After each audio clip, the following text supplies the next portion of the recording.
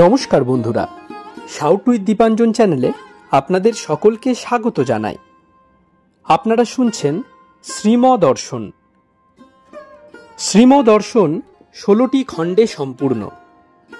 ভগবান শ্রীরামকৃষ্ণদেবের অপার অনুগ্রহে এই গ্রন্থের প্রথম ভাগের প্রথম সংস্করণ 1366 বঙ্গাব্দে ও ইংরেজির 1960 খ্রিস্টাব্দে প্রকাশিত হইয়াছিল। তদবধি ভক্তগণের চাহিদাতেই একের পর এক সংস্করণ প্রকাশ করা সম্ভব হইতেছে। শ্রীমদর্শনের মূল আবেদন, গৃহে বাস করিয়া কি প্রকারে দেবভাবে জীবনযাপন করা যায়, কিভাবে বেদ বর্ণিত উপায়ে সুখ দুঃখ সমভাবে গ্রহণ করিয়া সংসারে শান্তিতে বাস করা সম্ভব হয়। এই পুস্তকে আছে পরমহংসদেবের ও মায়ের কিছু নূতন কথা, আর স্বামীজি প্রমুখ অন্তরঙ্গ সন্তানদের কথা, আর আছে কথামৃতকার দ্বারা কথামৃতর ব্যাখ্যা এবং শ্রীরামকৃষ্ণ জীবনালোকে উপনিষদ, গীতা, ভাগবত, পুরাণ, বাইবেল আদি শাস্ত্রের আলোচনা।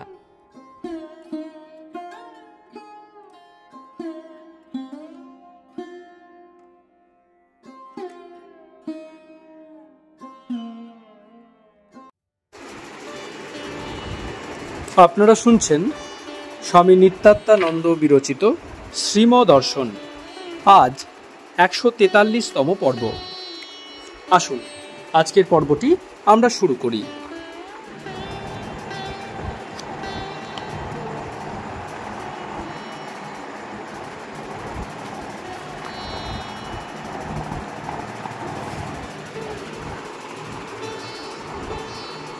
নমস্কার করা কেন?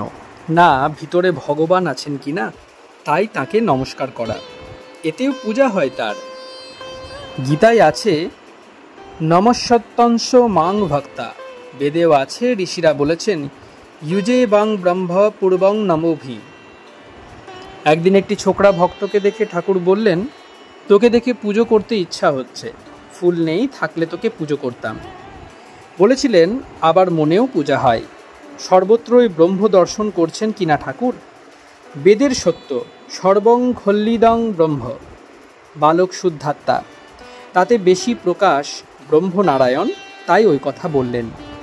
এতে ওই ভক্তটিরও নিজের উপর শ্রদ্ধা বিশ্বাস বাড়বে, মনে হবে আমার হৃদয়ে ভগবান নিবাস করছেন, তাকেই ঠাকুর পুজো করতে চাইলেন। এই শ্রদ্ধা না থাকলে, নিজের উপর নিজের বিশ্বাস না থাকলে সব পণ্ড, হাজার গুণও নিষ্ফল হয়। ঠাকুরের এই কথাই তখনকার ও ভবিষ্যতের ভক্তগণ শিখবে, মানুষেও ভগবানের পূজা হয়। যদি মাটির, কাঠের, পাথরের, পিতলের কিংবা সোনার উপর প্রতিমাতে ভগবানের পুজো হতে পারে, তবে জীবন্ত মানুষ প্রতিমাতে কেন হবে না? তাতে আবার নিষ্পাপ শুদ্ধাত্মা। ঠাকুর বলতেন মনে মনে পুজো করা আরও ভালো, সে পুজো হতে পারে একটু অগ্রসর হলে সাধন পথে। প্রথমে বাহ্য পুজোর দরকার, এতেও আবার বিপদ আছে। এই বাহ্য পুজোর কর্মকর্তার অভিমান বাড়তে পারে, তাই যা করা অন্তরে তার শরণাগত হয়ে করলে এসব দোষ হয় না। গত রাত্রিতে শ্রীম আশুতোষ মুখার্জির শরীর ত্যাগের সংবাদ পাইয়াছেন। তদবধি মাঝে মাঝে আনমনা কি ভাবেন, যেন মর্মাহত। কখনো আশু প্রতিভার দুই একটি গুণের উল্লেখ করেন।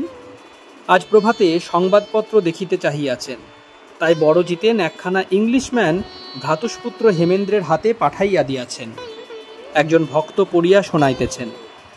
সম্পাদক আশুবাবুর সর্বতোমুখী প্রতিভার অতিশয় সুখ্যাতি করিয়াছেন। আশুবাবুকে বেঙ্গল টাইটার বলিয়াছেন এক স্থলে।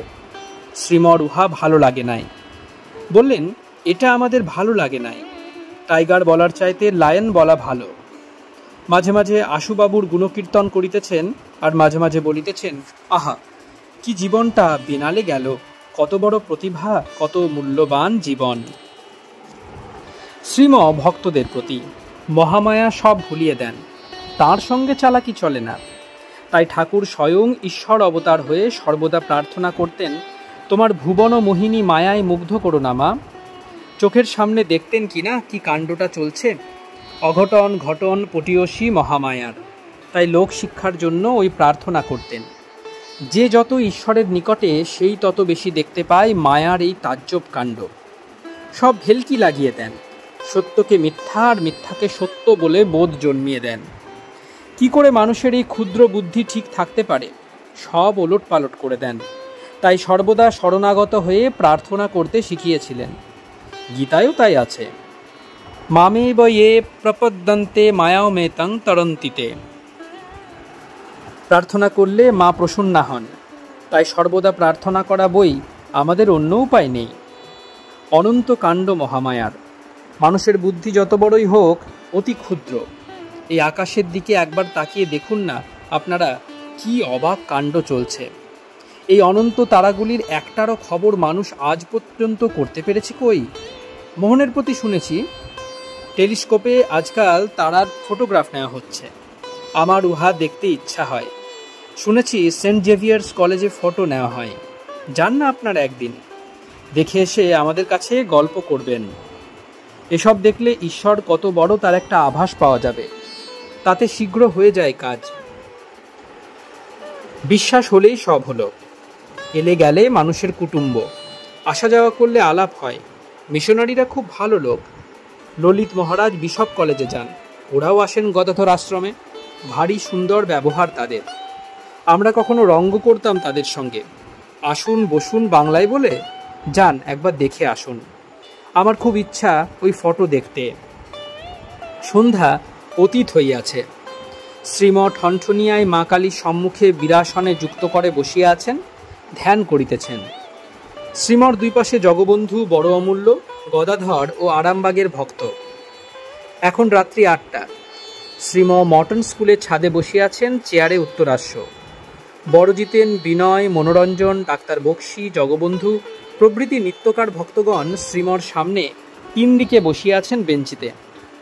শ্রীম পুনরায় আশুবাবুর গুণকীর্তন করিতেছেন। শ্রীম ভক্তদের প্রতি অমূল্য জীবনটা গেল। গুরু থাকলে বাধা দিতেন ওই কাজ নিতে।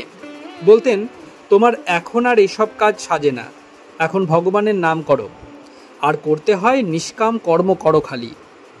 গুরু আমাদিগকে বলে দিছিলেন, বাবা তোমরা এখানকার ভোগ করতে আসো নাই, তোমরা ব্রহ্মানন্দের অধিকারী, সেই দিকে লক্ষ্য রাখো। আর জীবন ধারণের জন্য ডাল ভাতের ব্যবস্থা করো, ব্যাস। তারপর সৎসঙ্গ করো, ঈশ্বরের চিন্তা করো। এইটি হলো ভারতের সংস্কৃতি, ঋষি জীবন। অত টাকা কড়ির দরকার কি? ওসব করবে অন্য লোক, তাদের থাক আলাদা। একদিন নরেন্দ্র এসেছে, মাথায় বাঁকা টেরি। ঠাকুর আদর করে কাছে ডেকে নিয়ে মাথায় হাত বোলানোর ছলে ওই টেরি ভেঙে দিলেন। বললেন, বাবা তোমরা মায়ের লোক, তোমাদের অন্য কাজ, এসব তোমাদের জন্য নয়। তোমাদের দেখে লোক শিক্ষা করবে। ধন জন মন প্রাণ সব দিয়ে তোমরা ঈশ্বরকে ভালোবাসো। সদ্গুরু লাভ হলে বেঁচে গেল, নইলে কর্ম বেড়ে যায়, তাই জন্ম মরণ বেড়ে যায়। গুরু কৃপায় হুঁশ কতকটা থাকে, তাও আবার এক একবার আসে যায়। সন্ধ্যার সময় দেখুন না, হঠাৎ চলে গেলাম ঠনঠনে মায়ের কাছে। কেমন সবেতে একটা বৈরাগ্য হয়ে গেল। আবার যা তাই, একটা ঢিল মারল, খানিকটা জল দেখা গেল, আবার জেকে সেই। নাচতে নাচতে পানায় এসে সব ঢেকে দিল। লোক দেখছে মানুষ, সব অনিত্য, চোখের সামনে সব মরছে। তখন বাড়িঘর সব পড়ে রইল, তবুও চৈতন্য হয় না। তপ্ত খোলাতে জলবিন্দুবৎ একটু চৈতন্য হয়েই অমনি আবার ঢেকে গেল। যখন পাঁঠা বলি হয়, তখন আর্তনাদে অপর পাঁঠাগুলিও একটু চেয়ে দেখে, আবার ঘাস খাচ্ছে, সব ভুলে গেল। মানুষেরও এই অবস্থা। কি করবে মানুষ? মহামায়ার হাতে সব পুতুল। তাই ঠাকুর শিখিয়েছিলেন, তোমার ভুবন মোহিনী মায়ায় মুগ্ধ করো না মা। ভ্রাময়ন সর্বভূতানি যন্ত্রারুরানি মায়য়া। বড় জিতেন, আপনাদের ছুঁতে পারে না, মায়ের কোলে রয়েছেন। শ্রীম, না, সবাইকে ভুলাই, তার সঙ্গে চালাকি চলে না। দেখছেন না, ঠাকুর নিজে বলছেন, ভুলিও না মা, ভুলিও না।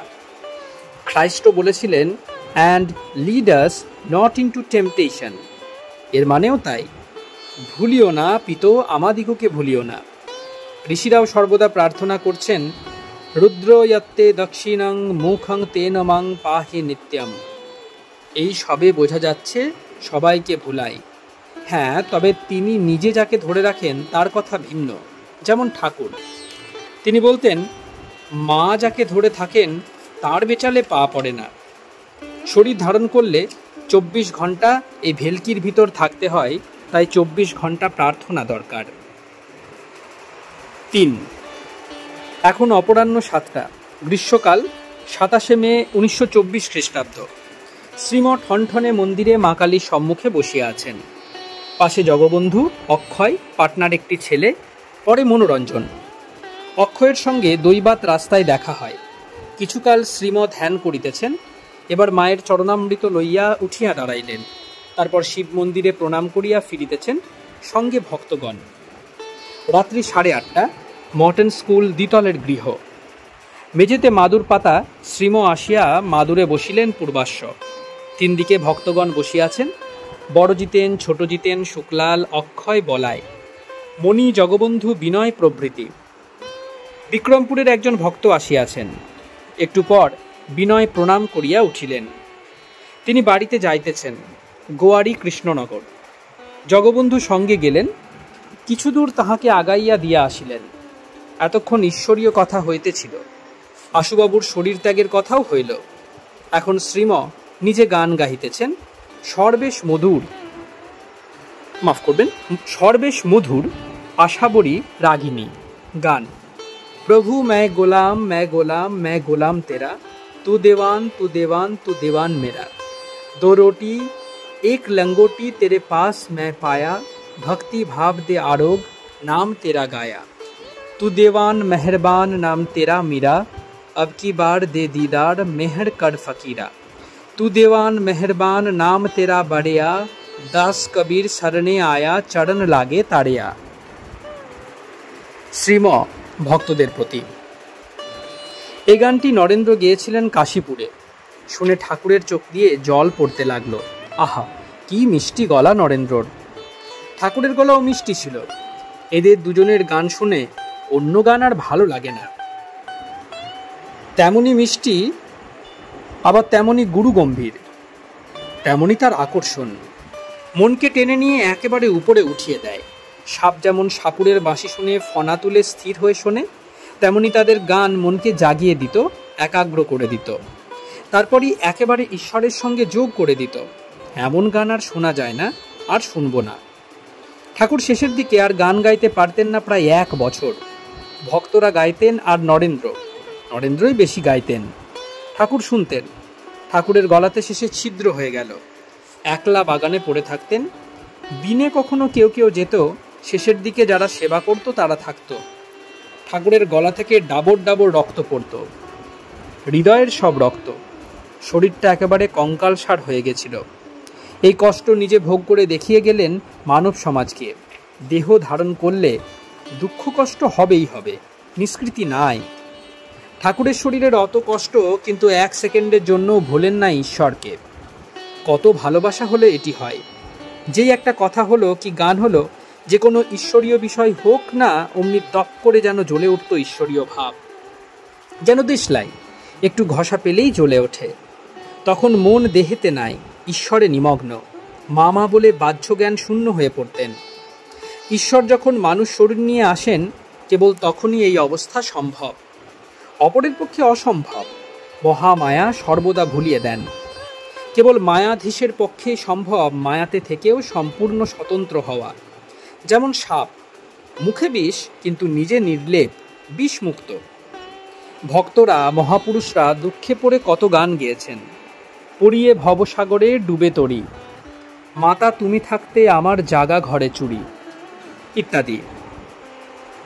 আবার ওই বিপদে থেকে গানে হুঁশিয়ার বাণী শোনাচ্ছেন। দুর্গা নাম ভুলো না, ভুলো না, ভুলো না, ভুলো না রে মন। বিপদে সব ভুলিয়ে দেয়, দেহ জ্ঞান যেতে চায় না। তাই যেন ভক্তরা প্রাণ ভরে প্রার্থনা করছেন মনকে আর বিপদগ্রস্ত মানব সমাজকে। বললেন, ভগবানকে ভুলো না, প্রাণপণ করে তাকে ধরে থাকো। তাকে ছেড়ে দিলে আর রক্ষা নাই, শরীরও যাবে, মনও যাবে, সর্বনাশ। তাকে ধরে থাকলে মনটাকে অন্তত বাঁচাতে পারবে, শরীরটা যাই যাক, আর শরীর তো যাবেই একদিন, মন তাতে থাকলে শরীরের কষ্টও অত বোধ হয় না। শ্রীম মত্ত হইয়া গাহিতেছেন, সঙ্গে ভক্তরা যোগদান করিলেন। গান: শ্রী দুর্গা নাম ভুলো না ভুলো না ভুলো না ভুলো না রে মন, শ্রী দুর্গা স্মরণে সমুদ্র মন্থনে বিষপানে বিশ্বনাথ মলনা। যদ্যপি কখনো বিপদ ঘটে, শ্রী দুর্গা স্মরণ করিও সংকটে। তারায় দিয়ে ভার সুরথ রাজার, লক্ষ অসিঘাতে প্রাণ গেল না। বিভু নামে এক রাজার ছেলে যাত্রা করেছিল শ্রী দুর্গা বলে, আসিবার কালে সমুদ্রের জলে ডুবেছিল তবু মরণ হলো না। গান থামিল, শ্রীম নীরব, পুনরায় কথা প্রসঙ্গ চলিল। শ্রীম অক্ষয়ের প্রতি: কোলাব্যাং কি পাখা কথাই বলেছে, রাম তুমি যখন মারো তখন কাকে বলি রক্ষা করো। অপরের মারের সময় চেঁচায় রাম রক্ষা করো বলে। সবই তিনি, আবার সবই তিনি করছেন, তার যা ইচ্ছা তাই হচ্ছে, চুপ করে শুয়ে যাওয়াই ভালো। শোয়াও কি সহজ, তবে চেষ্টা করা, তার ইচ্ছা হলে শৈবার শক্তিও এসে যায়। একজন ভক্তের শ্রীমর হাতে বিচ্ছুতে কামড়িয়েছিল। কি যন্ত্রণা, কি অসহ্য বেদনা! যেই ঠাকুরের অসুখের কথা মনে হলো তার অসহ্য যন্ত্রণার কথা, অমনি ম্যাজিকের মতো তৎক্ষণাৎ বিচ্ছু কামড়ের দারুণ বেদনা অন্তর্হিত হয়ে গেল। একজন ভক্ত তথা শ্রীম দিন কয়েক মাত্র ঠাকুরের কাছে আনাগোনা করছে। একদিন সাহস করে ঠাকুরকে বললেন, এসবই অর্থাৎ সংসার যখন অনিত্য, তখন এগুলি অর্থাৎ পরিবার আর কি, এসবও মিথ্যা, আর নিজের শরীরটাও মিথ্যা। সংসার জ্বালায় জর্জরিত হয়ে ঠাকুরের কাছে গেছেন। ঠাকুর ভক্তের মনোভাব, শরীর ত্যাগ করার ইঙ্গিত বুঝতে পেরে তাকে অভয় দিলেন। বললেন, বালাই, কেন যাবে শরীর ত্যাগ করতে? 1000 গাঁটওয়ালা একটা দড়ি বাজিকর 10,000 লোকের সামনে ফেলে দিল, কেউ একটাও গাঁট খুলতে পারল না। তখন বাজিকর এমনি এমনি হাত নাড়িয়ে সবগুলি গাঁট খুলে ফেলল। তাই বাইবেলে আছে, for with god nothing shall be impossible, ভগবানের অসাধ্য কিছুই নাই। তারপরে বললেন, তোমার যে গুরু লাভ হয়েছে, ভাবনা কি? এর মানে, গুরু লাভ হলে সংসারের উত্তাল তরঙ্গ কিছুই করতে পারে না, গুরু রক্ষা করেন, নইলে তলিয়ে যায় অতল জলে। গুরু মানে ঈশ্বর। ঠাকুর দক্ষিণেশ্বরে রয়েছেন।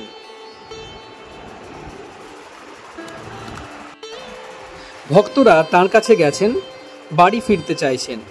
অমনি ঠাকুর বললেন, তুমি আজ থেকে যাও। যদি বলা হতো বাড়িতে অসুখ বিসুখ, তিনি উত্তর করতেন, তা হলোই বা, যদি তেমন বিপদ ঘটে পাড়ার লোক দেখবে। এই কথা শুনে লোক বলবে কি নিষ্ঠুর আচরণ, কিন্তু ঠাকুর এদিককারগুলি অত দেখতেন না। কিসে শেষের ভালো হবে, অনন্তকালের জন্য সুখী হবে, তাই আগে দেখতেন। কিসে মৃত্যুকে জয় করতে পারে, কিসে অমৃতত্ব লাভ হয়, তার ভাবনা আগে করতেন।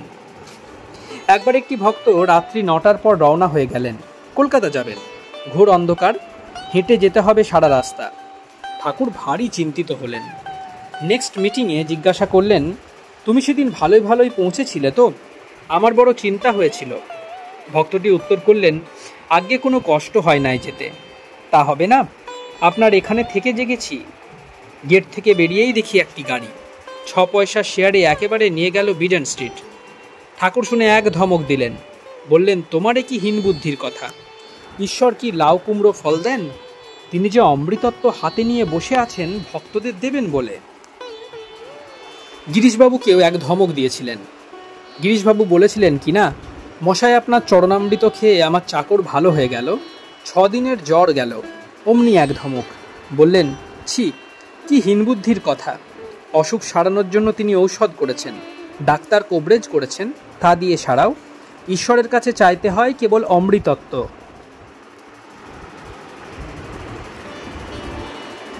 তার মহামায়া আমাদের কি দুরাবস্থায় রেখেছেন দেখুন না। আমরা সংসারে কিভাবে রয়েছি, একটা জীব আরেকটা জীবের মুখে, তবুও বুঝতে পারছে না নিজের এই সংকটজনক অবস্থা। বেশ আনন্দ আহ্লাদ করছে এই মৃত্যুর করাল বদনে থেকে।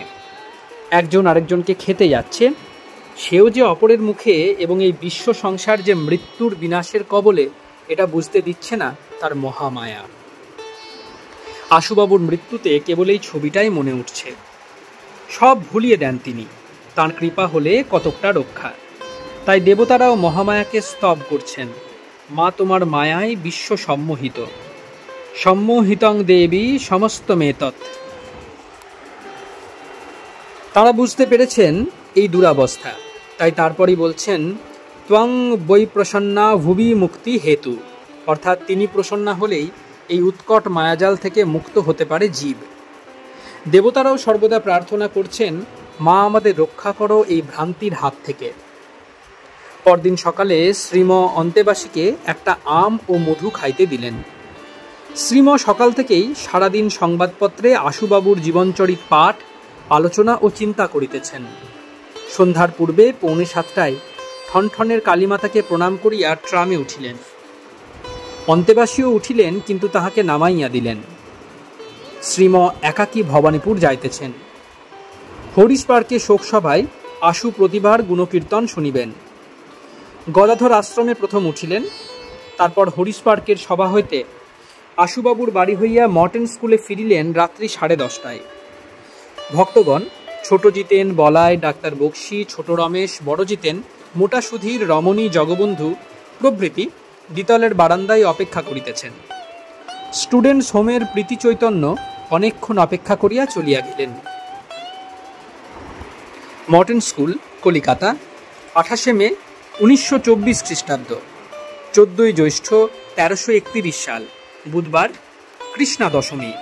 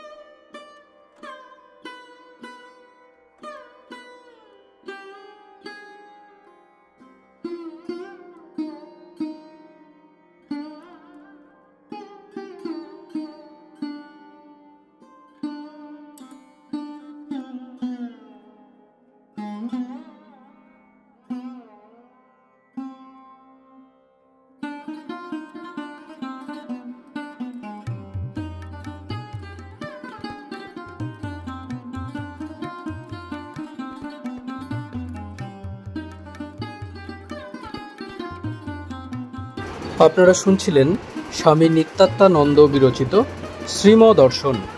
আজ 143তম পর্বটি আপনাদের কাছে পরিবেশন করলাম। আমাদের ভিডিওগুলি কেমন লাগছে আমাদের জানান। কোনো সাজেশন থাকলে তাও অবশ্যই জানাতে পারেন। আমাদের ভিডিওগুলি লাইক করুন, আপনাদের বন্ধুবান্ধব ও পরিবার পরিজনদের মধ্যে শেয়ার করে দিন। শাউট উইথ দীপাঞ্জন চ্যানেলটি সাবস্ক্রাইব করুন এবং প্রতিনিয়ত বিভিন্ন আপডেট পাওয়ার জন্য বেল আইকনটি অবশ্যই প্রেস করবেন। অনেক অনেক ধন্যবাদ। নমস্কার, ভালো থাকবেন। জয় ঠাকুর, জয় মা, জয় স্বামীজি।